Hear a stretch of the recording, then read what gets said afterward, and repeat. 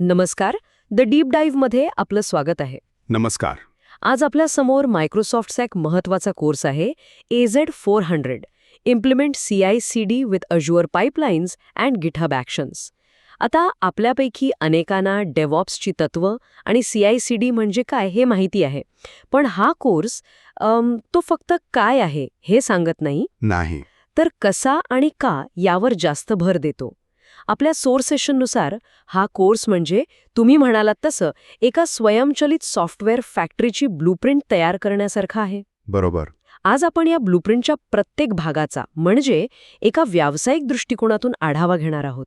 म्हणजे यातले खरे बारकावे कोणते, कुठे चुका होऊ शकतात आणि कोणती गोष्ट आपल्या रोजच्या कामात खऱ्या अर्थाने बदल घडवू शकते. अगदी बरोबर. आपण इथे प्रत्येक मॉड्यूलची फक्त ओळख नाही करून घेणार, तर त्यामागे जे व्यावसायिक शहाणपण दडलंय ते समजून घेणार आहोत. विचार करा की आपण एका अनुभवी आर्किटेक्टसोबत एका नवीन हायटेक फॅक्टरीचा प्लॅन बघतोय. ओके. आपलं लक्ष विटा सिमेंटवर नाहीये, तर फॅक्टरीचा फ्लो कसा असेल, उत्पादन क्षमता कशी वाढवता येईल आणि सुरक्षेची काळजी कशी घेतली जाईल यावर आहे. अगदी. AZ400 हे असंच एक आर्किटेक्चर डिझाईन आहे. तर या फॅक्टरीचा पाया घालण्यापासून सुरुवात करूया, म्हणजे ॲज्युअर पाईपलाईन्स. उत्तम. चला तर मग या फॅक्टरीच्या पायाभरणीचा आढावा घेऊया. पहिले 3 modules explore azure pipelines, manage agents and pools आणि पाईपलाईन्स अँड कन्करन्सी. हे तिन्ही मला वाटतं एकाच मोठ्या विषयाचे भाग आहेत. हो. आपल्या फॅक्टरीसाठी मशिनरी आणि कामगार निवडणं. पाईपलाईन ही आपली असेंब्ली लाईन आहे हे तर आता सगळ्यांना माहीत आहे. पण या कोर्सच्या सुरुवातीला ॲज्युअर पाईपलाईन्सच्या विचारसरणीत असा कोणता वेगळेपणा आहे जो इतर CI/CD टूल्सपेक्षा निराळा आहे? खूप चांगला प्रश्न आहे. इतर टूल्सच्या तुलनेत ॲज्युअर पाईपलाईन्स सुरुवातीपासूनच एंटरप्राइज ग्रेड स्केलेबिलिटी आणि लवचिकतेचा विचार करतं. यातलं पहिलं वैशिष्ट्य म्हणजे एजंट्स आणि पूल्स हाताळण्याची पद्धत. एजंट्स. हो. एजंट्स म्हणजे आपले काम करणारे कॉम्प्युटर्स. इथे 2 पर्याय मिळतात. मायक्रोसॉफ्ट होस्टेड म्हणजे भाड्याने घेतलेले तयार कामगार, आणि सेल्फ होस्टेड म्हणजे आपण स्वतः तयार केलेले आणि सांभाळलेले कामगार. आणि इथेच अनेक टीम्सचा पहिला गोंधळ उडतो. बरोबर. मायक्रोसॉफ्ट होस्टेड एजंट सोपे वाटतात कारण कोणतंही मेंटेनन्स नाही, पण मग सेल्फ होस्टेड एजंट सांभाळण्याची डोकेदुखी कोणी आणि का विकत घ्यावी? म्हणजे त्या अतिरिक्त नियंत्रणाची किंमत आणि वेळ ते खरोखरच योग्य आहे का? याच प्रश्नाचं उत्तर या मॉड्यूलमध्ये दडले. विचार करा, तुमच्या सॉफ्टवेअरला बिल्ड करण्यासाठी काही विशिष्ट लायसन्स असलेलं सॉफ्टवेअर लागतं. अच्छा. जसे की एखादं ग्राफिक्स रेंडरिंग टूल. हे तुम्ही प्रत्येक वेळी मायक्रोसॉफ्टच्या भाड्याच्या एजंटवर इन्स्टॉल करू शकत नाही. का नाही? कारण प्रत्येक कामानंतर तो एजंट पुसला जातो, तो रिसेट होतो. ओके. इथे सेल्फ होस्टेड एजंट कामाला येतो. तुम्ही तो तुमच्या गरजेनुसार तयार करता, त्यावर आवश्यक ते सॉफ्टवेअर इन्स्टॉल करता आणि तो कायम तुमच्या नियंत्रणात राहतो. शिवाय सुरक्षेच्या कारणास्तव जर तुम्हाला तुमची बिल्ड प्रोसेस तुमच्या खाजगी नेटवर्कच्या बाहेर जाऊ द्यायची नसेल, तर सेल्फ होस्टेड एजंट हा एकमेव पर्याय उरतो. म्हणजे हा खर्च विरुद्ध नियंत्रण, कॉस्ट वर्सेस कंट्रोल यांच्यातला एक महत्त्वाचा निर्णय आहे. अगदी बरोबर. आणि या निर्णयाला जोडूनच कन्करन्सी आणि पॅरलेल जॉब्सचा मुद्दा येतो.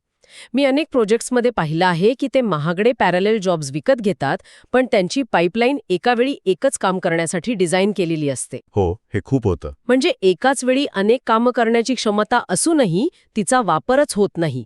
हा तर सरळ पैसे वाया घालवण्याचा प्रकार आहे. तुम्ही अगदी अचूक मुद्दा मांडला. हे म्हणजे 4 लेनचा हायवे बांधून त्यावर एकाच गाडीला परवानगी देण्यासारखं आहे. बरोबर. तिसरं मॉड्यूल याच गोष्टीवर भर देतं. पण त्यातली सगळ्यात महत्त्वाची गोष्ट म्हणजे पाईपलाईन तयार करण्याच्या 2 पद्धतींमधला फरक. व्हिज्युअल डिझायनर विरुद्ध YAML. व्हिज्युअल डिझायनर सुरुवातीला सोपा वाटतो, ड्रॅग अँड ड्रॉप करायचा. पण व्यावसायिक जगात YAMLला पर्याय नाही. का? म्हणजे फक्त ते कोडसारखं दिसतं म्हणून ते प्रोफेशनल वाटतं म्हणून? की यामागे काही ठोस कारण आहे? नाही. यामागे खूप मोठं आणि महत्त्वाचं तत्व आहे. Infrastructure as code, IAC. Okay. IAC. जेव्हा तुम्ही YAMLमध्ये पाईपलाईन लिहिता तेव्हा ती एक टेक्स्ट फाईल बनते. तुम्ही ती गिटमध्ये सेव्ह करू शकता, तिचं व्हर्जन कंट्रोल करू शकता. पुल रिक्वेस्टमध्ये तिचं पुनरावलोकन म्हणजे रिव्ह्यू करू शकता. हो, आणि कोणी, कधी, काय बदलले याचा सगळा हिशोब ठेवू शकता. तुमची संपूर्ण ऑटोमेशन प्रक्रिया आता तुमच्या ॲप्लिकेशन कोड इतकीच पारदर्शक आणि सुरक्षित होते. अच्छा. ही केवळ पद्धतीची निवड नाही, तर ऑटोमेशन व्यवस्थापनाच्या दृष्टिकोनातील एक मूलभूत बदल आहे. व्हिज्युअल डिझायनरमध्ये हे शक्यच नाही. उत्तम मुद्दा. म्हणजे पायाभरणी झाली, मशिनरी आणि कामगारांची निवड झाली. आता या फॅक्टरीचा मुख्य आराखडा किंवा ब्लूप्रिंट बनवायची वेळ आली आहे. आणि मला वाटतं चौथं module design and implement a pipeline strategy हे त्याचबद्दल आहे. हो, स्ट्रॅटेजी हा शब्दच सांगतो की इथे फक्त टूल्स वापरण्यापेक्षा मोठा विचार आहे. नक्कीच. हे मॉड्यूल म्हणजे या कोर्सचं हृदय आहे असं मी म्हणेन. आतापर्यंत आपण सुटे भाग बघत होतो. आता ते एकत्र कसे जोडायचे याचा विचार करायचा आहे. यातली एक अत्यंत प्रभावी संकल्पना म्हणजे एजंट डिमांड्स. डिमांड्स. हो, हे म्हणजे तुमच्या कामासाठी योग्य कामगार निवडण्याचं ऑटोमेशन. तुम्ही पाईपलाईनला सांगू शकता की हे काम फक्त अशाच एजंटला दे ज्याच्याकडे कुडा ड्रायव्हर्स इन्स्टॉल आहेत किंवा ज्याची रॅम 32 GB पेक्षा जास्त आहे. वा. यामुळे तुमची रिसोर्सेस वाया जात नाहीत आणि काम अपयशी होण्याची शक्यता कमी होते. हे ऑनलाईन शॉपिंग साईटवर फिल्टर लावण्यासारखं आहे. बरोबर. पण इथे आपण शर्टाचा रंग नाही, तर आपल्या कोट्यावधी रुपयांच्या प्रोजेक्टसाठी आवश्यक असलेलं तांत्रिक कौशल्य फिल्टर करत आहोत. या स्ट्रॅटेजीमध्ये टेस्टिंगचा दृष्टिकोन कसा मांडला आहे? या टेस्टिंगला नंतरची पायरी म्हणून नाही बघितलं जात, तर पाईपलाईनच्या डिझाईनचा एक अविभाज्य भाग म्हणून पाहिलं जातं. युनिट टेस्ट, इंटिग्रेशन टेस्ट आणि अगदी कोड कव्हरेज रिपोर्ट तयार करणं हे सगळं रणनीतीचा भाग आहे. कोड कव्हरेज म्हणजे तुमचा किती टक्के कोड टेस्टद्वारे तपासला गेला आहे याचा हिशोब.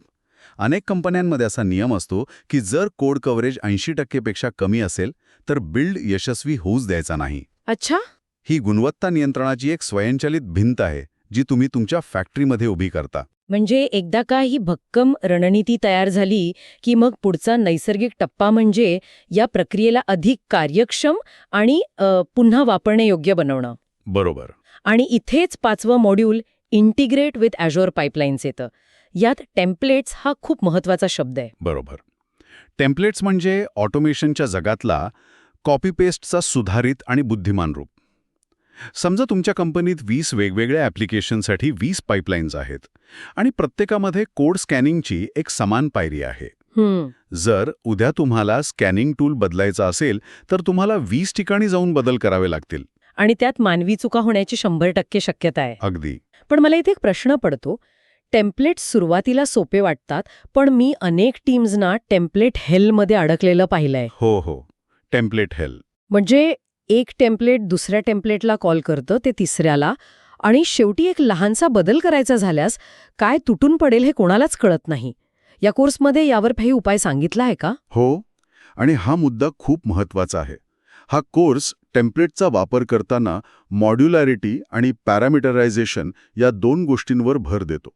ओके. म्हणजे एकच मोठं किचकट टेम्पलेट बनवण्याऐवजी छोटी विशिष्ट काम करणारी टेम्पलेट्स बनवा. एक टेम्पलेट फक्त बिल्ड करेल, एक फक्त टेस्ट करेल आणि एक फक्त डिप्लॉय करेल. बरोबर. आणि पॅरामीटर्स वापरून तुम्ही त्यांना बाहेरून माहिती पुरवू शकता. यामुळे तुमची टेम्पलेट्स लवचिक राहतात आणि टेम्पलेट हेल टाळता येतो. याच मॉड्यूलमध्ये मल्टी रिपॉझिटरी पाईपलाईन्सबद्दलही सांगितलं आहे, जे मायक्रो सर्व्हिसेस आर्किटेक्चरमध्ये काम करणाऱ्या टीमसाठी अत्यंत महत्त्वाचं आहे. म्हणजे आतापर्यंत आपण Azure DevOpsच्या इकोसिस्टममध्ये आपली फॅक्टरी उभी केली. हो.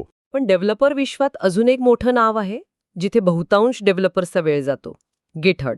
आणि पुढची 2 मॉड्यूल्स 6वं आणि 7वं आपल्याला त्या जगात घेऊन जातात. इंट्रोडक्शन टू GitHub ॲक्शन्स आणि learn CI with GitHub actions. तर मग GitHub ॲक्शन्स हे Azure पाईपलाईनचा प्रतिस्पर्धी आहे की सहकारी? याला तुम्ही सहयोगी प्रतिस्पर्धी म्हणू शकता. सहयोगी प्रतिस्पर्धी. हो. दोन्ही ऑटोमेशनचंच काम करतात, पण त्यांचं कार्यक्षेत्र आणि दृष्टिकोन वेगळा आहे. Azure पाईपलाईन्स हे एका मोठ्या डेव्हऑप्स प्लॅटफॉर्मचा भाग आहे, ज्यात बोर्ड्स, रेपोज, टेस्ट प्लॅन्स असं बरेच काही आहे. तर GitHub ॲक्शन्स ते थेट तुमच्या कोडसोबत GitHubमध्येच राहतं. अच्छा.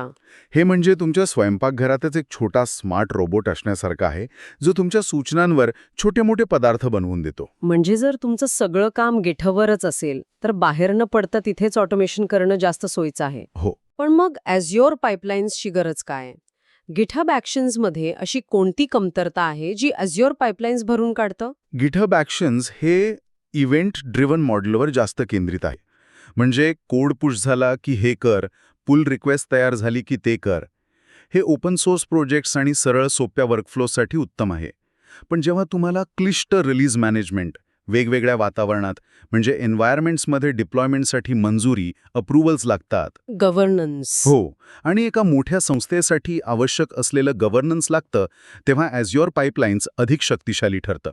7वं मॉड्यूल आपल्याला GitHub Actions वापरून एक सुरक्षित CI प्रक्रिया कशी उभारायची हे शिकवतं. यातली सगळ्यात महत्त्वाची गोष्ट म्हणजे सिक्रेट सांभाळणं. हो, कारण मी पाहिलं आहे की अनेक डेव्हलपर्स घाईगडबडीत पासवर्ड्स किंवा API कीज थेट कोडमध्येच लिहून टाकतात. जे खूप धोकादायक आहे. खूपच. आणि GitHub Actions याला खूप गांभीर्याने घेतं. ते तुम्हाला एन्क्रिप्टेड सिक्रेट्स तयार करण्याची सोय देतं, जे तुमच्या वर्कफ्लोमध्ये सुरक्षितपणे वापरले जातात आणि लॉग्समध्ये कुठेही दिसत नाहीत. मी एका प्रोजेक्टवर काम करत होतो, जिथे एका चुकीच्या कॉन्फिगरेशनमुळे आमची क्लाउड सर्व्हिसची की काही मिनिटांसाठी सार्वजनिक झाली होती. अरे देवा. काही तासांत आम्हाला हजारो डॉलर्सचं बिल आलं असतं. त्यामुळे सिक्रेट मॅनेजमेंट किती महत्त्वाचं आहे हे या कोर्समध्ये अधोरेखित केलं जातं. ठीक आहे, म्हणजे आता आपली फॅक्टरी तयार आहे, गुणवत्ता नियंत्रणाची प्रक्रियाही जागेवर आहे. आता शेवटचा आणि महत्त्वाचा टप्पा, तयार झालेल्या उत्पादनाचं पॅकेजिंग आणि शिपिंग. हो, आणि त्यासाठीच शेवटचं 8वं मॉड्यूल आहे design a container build strategy. Container म्हणजे जेवणाचा डबा ही ओळख आता सगळ्यांना झाली आहे. पण it works on my machine ही समस्या सोडवण्यापलीकडे कंटेनर स्ट्रॅटेजी डिझाईन करताना व्यावसायिक जगात कोणत्या गोष्टींचा विचार केला जातो? इथेच या कोर्सचा शेवट एका महत्त्वाच्या वळणावर येतो. कंटेनर बनवणं सोपं आहे, पण उत्तम कंटेनर बनवणं ही एक कला आहे. हे मॉड्यूल 3 गोष्टींवर लक्ष केंद्रित करतं: इमेजचा आकार म्हणजे इमेज साईज, सुरक्षा, सिक्युरिटी आणि कॅशिंग. कॅशिंग? हो, कॅशिंग. तुमची कंटेनर इमेज जेवढी लहान असेल तेवढी ती नेटवर्कवरून लवकर डाउनलोड होईल आणि तुमची डिप्लॉयमेंट वेगवान होईल. यासाठी मल्टीस्टेज बिल्ड्स नावाची एक पद्धत वापरली जाते, जिथे अनावश्यक फाईल्स अंतिम इमेजमधून काढून टाकल्या जातात. आणि सुरक्षेचा मुद्दा, कारण आपण अनेकदा इंटरनेटवरून तयार बेस इमेजेस उचलतो. त्या किती सुरक्षित आहेत याचा विचार कोण करतं? बरोबर. ही एक मोठी अंधारी बाजू आहे. तुम्ही वापरत असलेली बेस इमेज जुनी असू शकते किंवा त्यात काही असुरक्षित लायब्ररीज असू शकतात. त्यामुळे एक चांगली कंटेनर स्ट्रॅटेजी म्हणजे तुमच्या संस्थेसाठी प्रमाणित आणि स्कॅन केलेल्या बेस इमेजेसचा एक संच तयार करणं. आणि तिसरा मुद्दा कॅशिंग. डॉकर बिल्ड प्रक्रिया हुशारीने लेयर्स कॅश करते. जर तुम्ही तुमच्या डॉकर फाईलची रचना योग्य प्रकारे केली तर प्रत्येक वेळी बिल्ड करताना संपूर्ण इमेज पुन्हा तयार होत नाही. अगदी, फक्त बदललेला भाग तयार होतात. यामुळे तुमचा बिल्ड टाईम मिनिटांवरून सेकंदांवर येऊ शकतो. ही केवळ एक टेक्नॉलॉजी नाही, तर एक संपूर्ण ऑप्टिमायझेशन स्ट्रॅटेजी आहे. तर आज आपण AZ400 या कोर्सच्या माध्यमातून एका आधुनिक सॉफ्टवेअर फॅक्टरीची संपूर्ण रचना पाहिली, पायाभरणीपासून ते अंतिम पॅकेजिंगपर्यंत. हे स्पष्ट आहे की हा कोर्स फक्त बटणं कशी दाबायची हे शिकवत नाही, तर प्रत्येक टप्प्यावर का आणि कशासाठी याचा विचार करायला लावतो. नक्कीच. याचं सार एका वाक्यात सांगायचं तर Automat everything but with a strategy. Azure pipelines आणि GitHub Actions ही फक्त साधने आहेत. खरी ताकद तुमच्या रणनीतीमध्ये आहे. ही साधने वेग देतात, पण तुमची रणनीती तुम्हाला योग्य दिशा दाखवते. आणि डेव्हऑप्समध्ये वेग आणि दिशा दोन्हीही तितकंच महत्त्वाचं आहे. आणि आजचा शेवटचा विचार, आपण पाहिलं की ही साधने सॉफ्टवेअर तयार करण्याची आणि पोचवण्याची प्रक्रिया ऑटोमेट करतात. पण आता AI आणि मशीन लर्निंगच्या युगात ऑटोमेशनची पुढची पायरी काय असेल? विचार करा, सध्या आपण CI/CD बद्दल बोलतोय, कंटिन्युअस इंटिग्रेशन, कंटिन्युअस डिप्लॉयमेंट. पण भविष्यात डेव्हऑप्सचं रूपांतर MLOps मध्ये होते. MLOps? जिथे फक्त कोड नाही तर डेटा आणि मशीन लर्निंग मॉडेल्सना सुद्धा सतत इंटिग्रेट आणि डिप्लॉय केलं जातं. आज आपण जी पाईपलाईनची तत्त्व शिकलो, तीच तत्त्व उद्या AI मॉडेल्सना ट्रेन आणि अपडेट करण्यासाठी वापरली जातील. मग तेव्हा डेव्हऑप्स इंजिनिअरची भूमिका फक्त कोड सांभाळण्यापुरती राहील की त्याला डेटा सायंटिस्टच्या जगातही तितकंच पारंगत व्हावं लागेल? यावर विचार करायला हरकत नाही.